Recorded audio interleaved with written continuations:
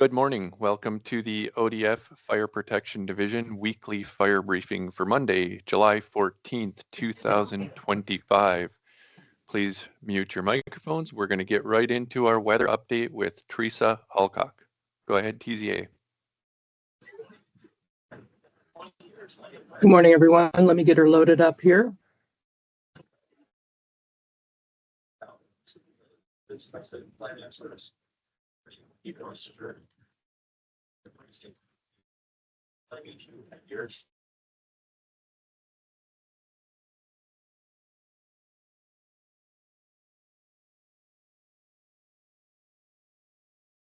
Teresa, you're muted. Appreciate it. Good morning, everyone. This is going to be kind of a detailed briefing this morning. It's been a couple weeks since we've last met for our last briefing. Let's get right into it. Going here. All right, so we'll just start off kind of refreshing ourselves on where we're at with the National Significant Wildland Fire Potential Outlook, and then just a broad overview here with the seasonal and the monthly temperature and precipitation outlooks. That kind of sets the stage, the big picture. And then I just wanted to take a glance back at the lightning events since our last briefing and just take a look at that.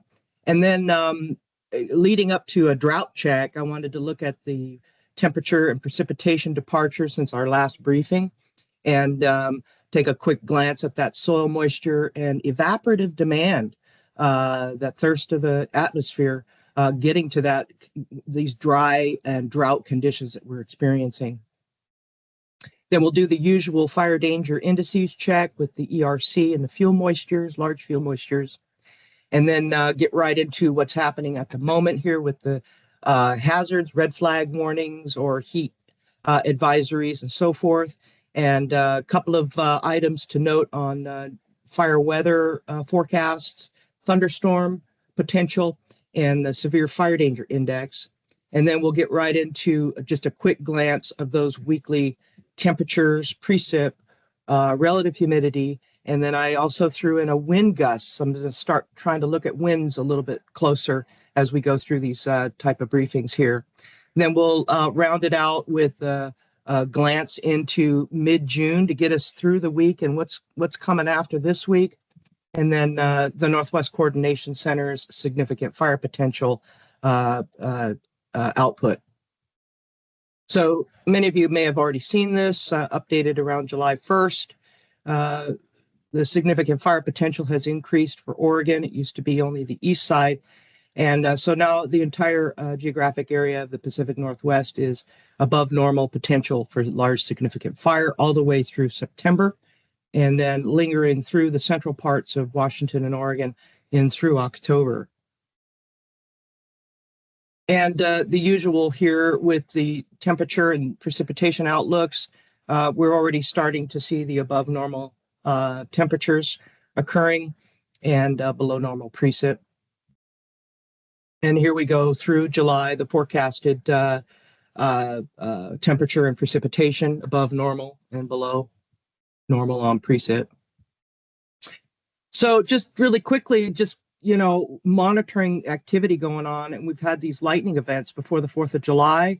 We had about 1,300 strikes statewide, causing about 100 plus new fire starts in southern and eastern Oregon, lightning and human caused fires. But just monitoring the potential for dry lightning as we go. And so it's just kind of interesting to record that as it happens, and we can use that information to guide us in future seasons and throughout the season. We also had an event July 7th and 8th. On top of red flag warnings, we had about 600 lightning strikes counted in Southwest Oregon and Northern California, about 72 plus new fires on that. So just wanted to give everybody kind of a heads up on what the heck we just went through. And this is kind of leading to the drought conditions we're at right now. Just looking back at the last 15 days and since our last briefing, just looking at temperatures and precip, definitely pockets of at least 8 degrees above normal temperatures throughout the state. And really, really, really dry conditions. It's just extremely dry, especially on the west side of the state and going up through the Columbia Basin and up Pendleton Way and northeast Oregon. So this kind of leads us into this drought check for where we're at right now. You remember in April, drought Hey, free. TCA, Yeah. your PowerPoint went away.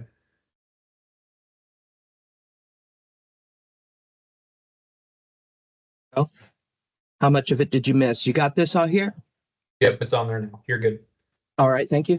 Okay, yeah, so just getting to the drought conditions, and we're just looking at extremely dry soil moistures, Western Oregon, up through Pendleton Way, up the Columbia Basin, up north, and just an intense evaporative demand or that thirst of the atmosphere. So just very dry conditions lead us to abnormally dry conditions all around the state of Oregon now. Just since June 10th, the entire central part of the state went to an abnormally dry status. And so in some of our areas went into severe drought, Northwest Oregon, Northeast.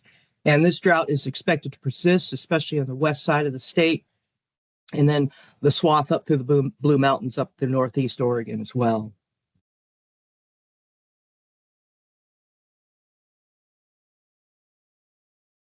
Okay, switch gears here a little bit. The ODF significant fire potential map and charts use the NFDRS, or the National Fire Danger Rating System, and our fire environment working group folks throughout our districts produce analyses that use climatological history, fire history, and large fire cost history to determine thresholds where the ERC value, or the energy release, or the potential intensity and heat of a fire would elevate into different categories or different thresholds.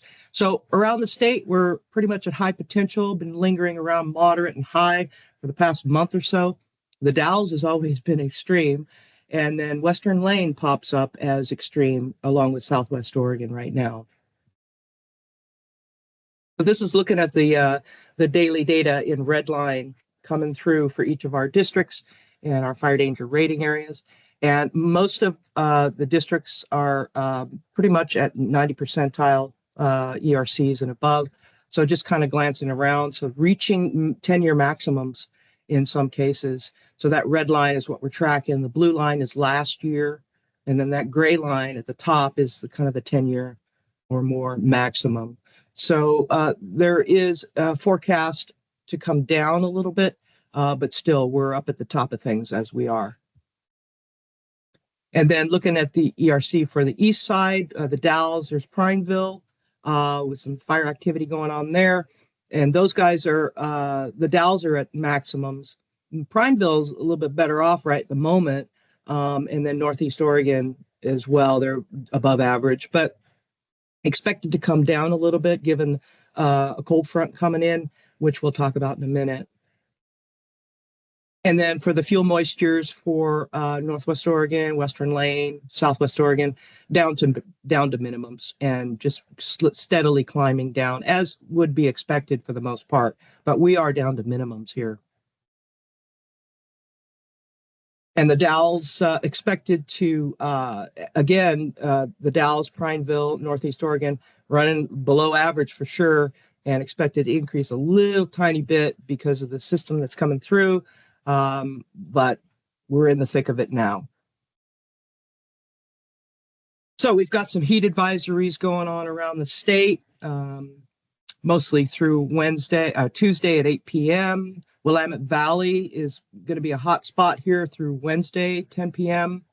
Columbia River till 8 p.m. today, and the areas near Vail, Oregon, out toward Boise, also have heat advisory, and extreme heat in Southwest Oregon till 8 p.m. on Tuesday. And then I just wanted to make note, there's a red flag warning coming in from northern Washington up there.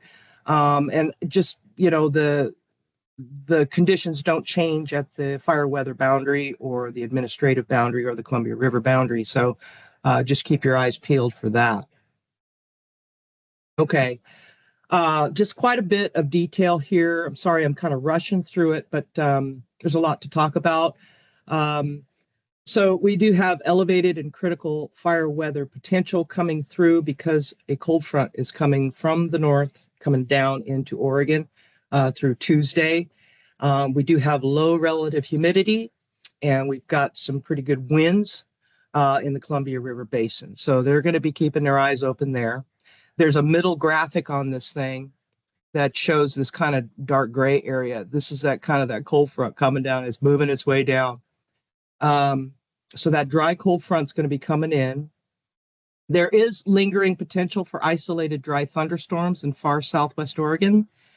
And we can also see it on Pete Parsons' dry thunderstorm matrix here, Monday night into Tuesday to Klamath Falls. You know, lingering and not a huge potential, but Lakeview's kind of lit up a little bit more there. And then, so Northwest Coordination Center mentions that right after this cold front comes through, a thermal trough's going to be coming back in, bringing instability to the southwest part of the state. And there could be some potential for easterly winds washing over the Cascades as well. Just wanted to point this out. The Severe Fire Danger Index Let's try this. The Severe Fire Danger Index was produced for firefighter safety and looking at those conditions where it's dangerous for firefighters, where ERC is at very high levels, very hot fires, and very difficult to contain fires with the burning index, elevated burning index. So a combination of those put together by the Wildland Fire Assessment System folks, and just pointing out those areas where you need to be a little bit more cautious with your firefighter safety today and tomorrow, all through Central Oregon. Going through the week, Wednesday looks like it might be the hot spot, especially for the Willamette Valley. Many of these temperatures are not new to anyone, especially in Southwest Oregon. Low hundreds down there, and 90s. We're looking at 80s and 90s. And so we do have this heat spell, but the thing of it is that we haven't had any massive long-term heat domes yet. So just keep pulsing every other week or so here. Humidity, southeast always dry. East side starts to dry out again on Thursday with that little reprieve coming in Tuesday with the cold front coming through, and then the thermal trough comes in and helps us out with warming things back up and drying things out again.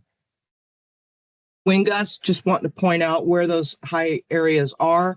Of course, it's in the Columbia Basin and part of Eastern Oregon there.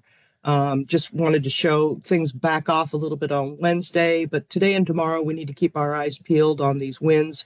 And then Northwest Coordination Center reminds us of this notable wind shift across the basin. And then this thermal trough's going to come in behind that low, and there might be some easterly winds that spill over into the Cascade foothills and so forth. So we're going to keep our eyes peeled for that. Trying to get us out through the middle of July-ish. Still the same story, above normal temperatures, below normal precipitations. And just pointing out that today there's critical burn environment, potential for lightning, and just elevated conditions. So the potential for SIG fires is above normal through September for all of Pacific Northwest. Hot and dry conditions are going to continue. Overnight recoveries are lacking in the relative humidity and temperatures. There's that lingering potential for isolated dry thunderstorms in far South Oregon. And then watch for the Tuesday wind shift, northerly winds, and then that high pressure thermal trough coming in behind it. Indices are elevated, 90th percentile and above. So there is a high potential for large, costly fires. So that's the report today. Thank you very much. Great, TZA. Thank you very much. Looks like a lot of very active fire weather for the week ahead. Turning to a little bit of a synopsis of where things are nationally and regionally. Nationally, the fire preparedness level is 4. Here in the Northwest geographic area, the preparedness level is 3. And for the Oregon Department of Forestry, our preparedness level is 4 as well. Looking at 7 uncontained large fires burning in Oregon, 5 in Washington, We currently have 6 complex incident management teams assigned in the geographic area. Of course, we got the 2 ODF teams assigned. We've got 4 interagency CIMTs assigned, as well as 2 teams from the Oregon State Fire Marshal. ODF Team 1 is assigned to the Elk Fire, Eastern Oregon area, and ODF Team 3 is assigned to the Grizzly Complex down in Southern Oregon. Year to date, we're sitting right at around 479 fires for just over 4,295 acres, as compared to all jurisdictions in the state, 942 fires for 38,373 acres. We'll hear more about the large fires and as well as initial attack activity in our area reports, starting with the Northwest Oregon area.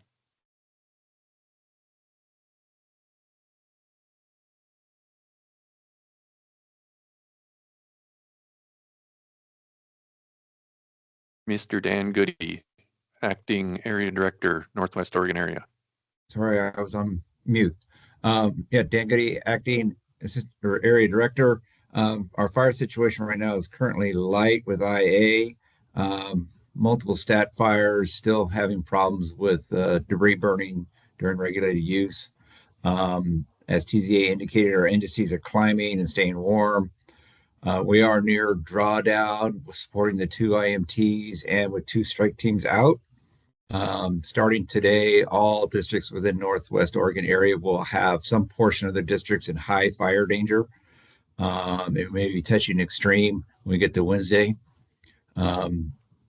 So we should be at IFPL 1 along the coastal strip and IFPL 2 inland. And we're kind of gearing up to see what middle of this week brings, and restaffing and reshuffling the deck and waiting to see what happens with some of our team members if they can get released by the end of this week. With that, I think that's in the report. Great. Thank you so much, Dan. Let's go to the Southern Oregon area. Good morning, everyone. Dave Larson, Southern Oregon Area Director. We had 1 vehicle accident backing and 1 personal injury on the fire ground. Both of those were in DFPA.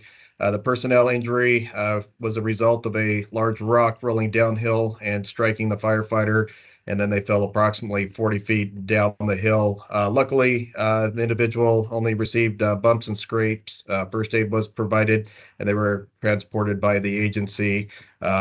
There will be a yellow sheet coming, and the individual will be reporting back to work on Wednesday. Fire activity was light to moderate initial attack across the area. We had 3 fires from, or the IMT3 down there in Southwest Oregon is working on the fire, the Grizzly Complex. That was last week in Southwest Oregon District. All those fires are lined, plumbed, and in various stages of mop-up at this time. So excellent work by Southwest Oregon District and the incident management team down there. Weather conditions have been hot and dry, and that's going to continue. Temps 100 degrees in the Rogue Valleys, 90s in the Willamette, upper 70s over there on the coast. We're going to see RHs about 20% in the south and 30% in the north part of the area here. We are getting gusty afternoon winds, and this trend is probably going to hold on through the weekend. Our ERCs are approaching extreme due to the current weather conditions. Right now, we're showing high fire danger across the area, with IFPL 2 inland, 1 on the coast, with the exception of DFPA that is an IFPL level of 3. Initial attack firefighting resources are currently adequate with several districts that are currently in drawdown, and we have no other issues or concerns to report. End report unless there's any questions. All right. Thank you very much, Dave. Good news on all those fires down there. Let's close out the area reports with our Eastern Oregon area. All right, good morning. My name is Gina Miner. I'm the Assistant Area Director for Eastern Oregon area. Currently, all districts in EOA are in high fire danger, which includes Klamath Lake District, Walker Range FPA, Central Oregon District, and Northeast Oregon districts. We are at IFPL 1 and MH4 and IFPL 2 and MH1.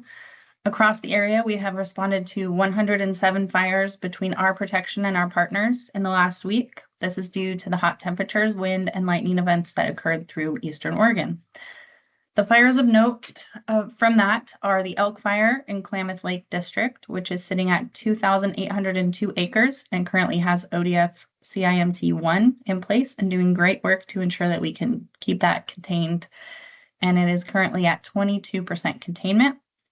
In Central Oregon District, there is the Graveyard Fire, which was a great catch by the district out near Mount Vernon. And our cooperators helped us keep that at 40 acres, as well as the Highland Fire located in Juniper Canyon, right outside the city of Prineville. That fire is sitting at 719 acres with no structural loss reported to date, sitting at 5% containment with OSFM Blue Team and Central Oregon Fire Management Service Type 3 team in joint command of that. The Willow Fire and Cram Fires are also currently under extended attack. They are currently outside of our boundary, and we are helping with extended attack as much as we can. The Willow Fire is 4,417 acres with 75% containment, and the Cram Fire, which started yesterday near Antelope, is currently at 4,500 acres with aviation and ground assets currently working on that. Fire season 2025 is looking similar to last year as far as responses, but great work by ODF and assistance of our aviation, severity assets, and our partners to keep fires as small as we can.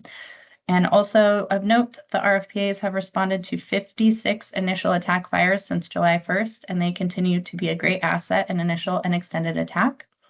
And as always, I want to thank all of our partners. We could not be successful without each other. Thank you for your time, and I hope you have a great day. All right, thank you so much, Gina. Turning towards some resource availability, we still currently have over 420 Type 2 crews available with 98 crews deployed. Majority of those are deployed on the Grizzly Fire and the Elk Fire and scattered various miscellaneous other fires for about 10 crews. Turning now for an update on our aviation resources, go to Sarah Prout. Good morning, everyone. My name is Sarah Prout, and I serve as the ODF State Aviation Coordinator. All 18 Severity Program aircraft have started contract and have been heavily engaged in suppression efforts across the state. Currently, the agency multi-mission aircraft is unavailable due to maintenance needs. To address this gap, the agency is bringing on a call when needed multi-mission aircraft till November 8 November. The MMA is going to be pre-positioned in Prineville, and it's going to be hosted by the Salem Coordination Center. Just for our agency folks on the call, the deadline for night flights tonight is 1400. The detailed ordering process was distributed yesterday to agency personnel. Call when needed competition has been high. To date, the agency has been successful in filling orders for large fires, but as activity continues to increase across the western states, the Type 1 and Type 2 helicopters will be difficult to find. In addition, there is continued shortages of qualified aircraft managers nationwide. We currently have aircraft managers from out of state that have been critical to helping us fill the early season gaps in management. To date, our Severity aircraft have flown 198 hours, 43 of which have been other agency support. Severity aircraft have completed 679 helicopter bucket drops and have delivered 330,000 gallons of water. Our call when needed aircraft have flown 298 hours, completed 447 helicopter bucket drops, and have delivered 270,000 gallons of water. Our reload bases across the state have pumped and filled aircraft with 97,000 gallons of retardant to date. Just to provide a little context on the aircraft statistics, the 10-year average for total season flight hours for our Severity aircraft is 1,058. This season is currently tracking a little below average, but I assume as activity picks up, there will likely be a steep increase in aircraft utilization across the state. Pending any questions, that's all I have, Ron. Thank you. All right, Sarah, great update. Let's move on now to a safety message and update.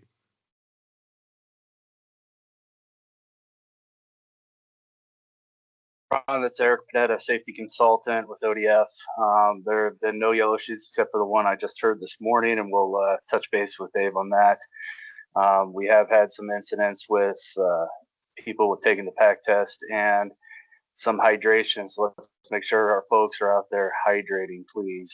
And from here, I am going to pass the rest on to Alexis.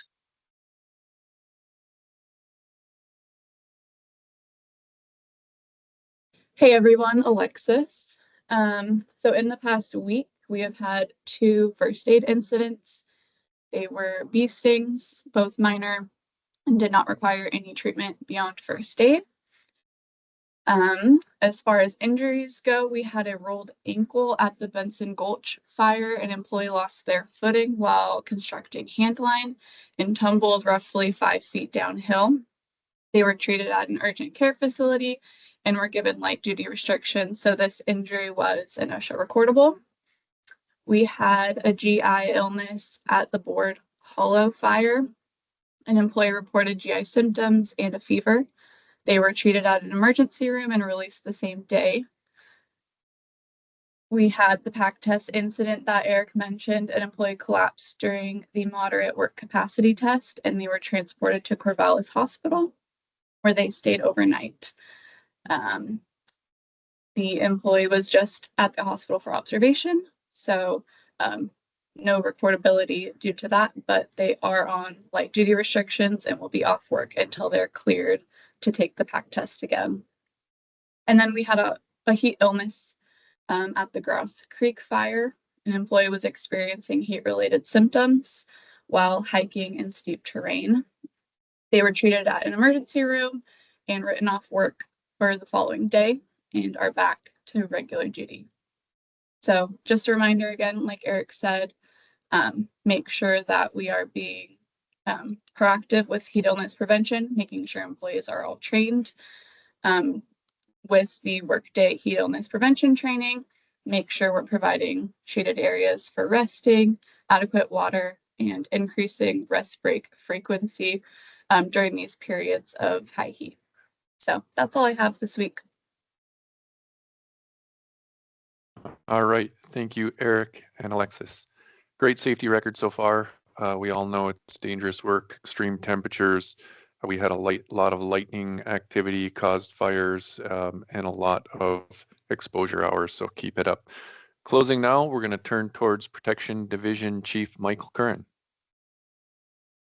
Yeah, thanks, Ron. Appreciate everybody joining us today. Obviously, we still have some bugs to work through for this meeting as we've switched from Zoom over to Teams. So we'll work behind the scenes hopefully before next week's meeting and try to get the settings set up in a way that not everyone's getting dinged when people join and things like that. So apologies for that going on in the beginning, and we'll work to correct that. Really want to give a shout out to just all of our staff. As you heard, pretty significant lightning storm that came across the state this last week. It really wasn't all hands on deck, especially with getting 2 incident management teams out the door. A lot of the effort and focus has been on Southwest Oregon and Klamath Lake, and rightfully so, because that's where the incident management teams went, and just the sheer number of fires they were dealing with. But I do want to give a special shout out to our Central Oregon district staff. They had just as many fires and challenging conditions, and they've actually been able to hold a lot of their fires into pretty tough spots at type 3 or smaller. And that was a pretty valiant effort on their part. So just want to give a special shout out to their staff. I don't want them forgot about in the mix. And they've done a lot of really good work there. So just want to thank them. So with that, for everybody on the call, both internally to ODF and our partners, we're looking down another very long and challenging fire season. It's definitely going to be a marathon. So just ask folks to pace themselves. We've got a lot of work ahead of us. That drought map is indicative of that TZA showed.